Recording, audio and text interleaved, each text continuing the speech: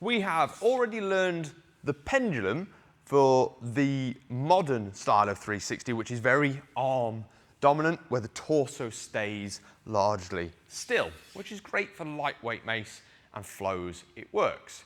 When you start getting into heavier weight mace, more traditional style 360s, you need to start bringing the trunk into play. You actually need to induce movement rather than resist movement. One way to start learning that is to use the pendulum with the trunk rotation.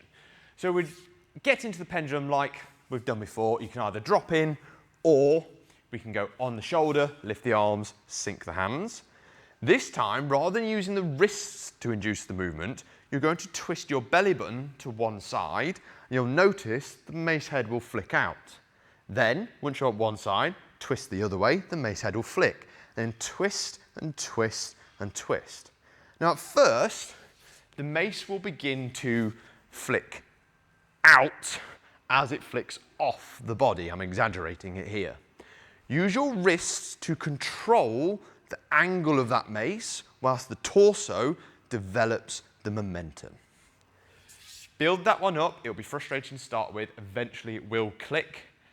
Give it a go, and then you can start moving on to the more traditional styles of 360s.